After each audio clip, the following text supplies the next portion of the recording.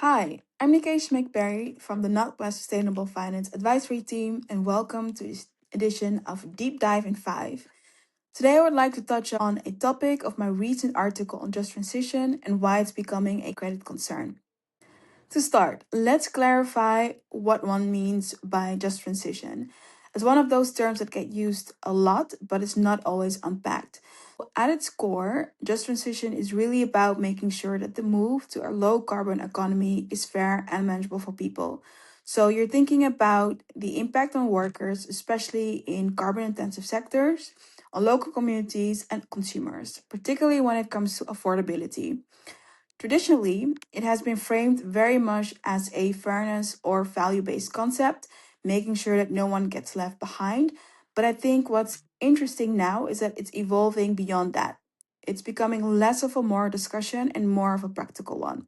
Because if a transition isn't socially or politically acceptable, if people can't afford it, or if communities resist it, then it's probably not going to be delivered. So, in that sense, just transition is increasingly about viability and not just about fairness. Why is it now being talked about as a credit issue rather than as an easy concept? What investors are starting to realize is that social and political factors can directly affect whether a project succeeds or fails. You can have very strong decarbonization strategy on paper, technically sound, fully financed, but if it runs into labor disputes or strong local opposition or affordability concerns, then things start to slip. And what then happens is that you get very tangible financial consequences. Projects get delayed, costs increase, sometimes there's a regulatory pushback or even a policy reversal. So, what used to be seen as a more soft overlay of ESG is now being viewed as a hard driver of execution risk. And once you frame it like that, it naturally becomes a credit issue because ultimately it impacts cash flows, it timelines, and also risk profiles. So, are we trying to move past the importance of labels in the sustainable bond market?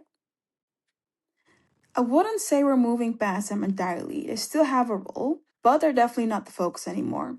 What's happening is that investors are looking through the label and are asking deeper questions, which is, does this transition strategy actually hold in the real world? There's a growing recognition that a label on its own doesn't guarantee credibility. You can have something that ticks all of the formal boxes, but still lacks a convincing or executable transition plan. And in contrast, you may also have an issuer without a specific label, but with a very clear, well thought out strategy that investors really believe in. So increasingly, the emphasis is shifting from the structure of the instrument to the substance of the story. It's less about how something is labeled and more about whether the underlying precision pathway is credible and deliverable. So, when investors talk about credibility, what do they actually mean? Credibility can sound quite abstract, but in practice is actually very tangible. Investors are really trying to understand like how robust a transition plan is when you put it into the real world. So not just a conceptual model.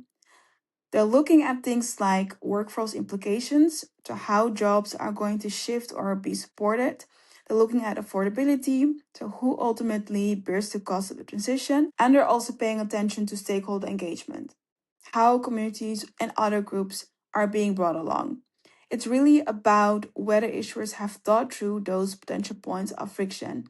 And importantly, it's not about providing more and more information, it's about providing the right information, the kind of disclosure that actually helps an investor assess whether strategy is going to hold up over time. So it becomes much more decision useful rather than just descriptive. What does just transition actually mean for issuers in practice? For issuers, the key takeaway is that it's not about reinventing the wheel. They don't necessarily need new frameworks or new labels. It's about integrating those considerations into how they plan and how they communicate. That means being quite clear about where social factors could impact delivery, focusing on what's generally material, and explaining how those risks can be managed. It's also about being a bit more transparent in a way, a bit more realistic. Investors aren't expecting everything to be perfect, but I do want to see that the challenges are understood and are also being addressed.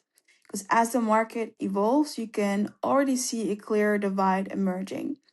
There are strategies that look good from a compliance perspective, and then there are also those that generally feel credible and investable. And increasingly, it's a second category that's going to drive investor confidence and ultimately access to capital. That's all we have for today. I'm Nikesh McBerry from the Sustainable Finance Advisory Team. If you are interested to find out more, please scan the QR code to read my article on Just Transition.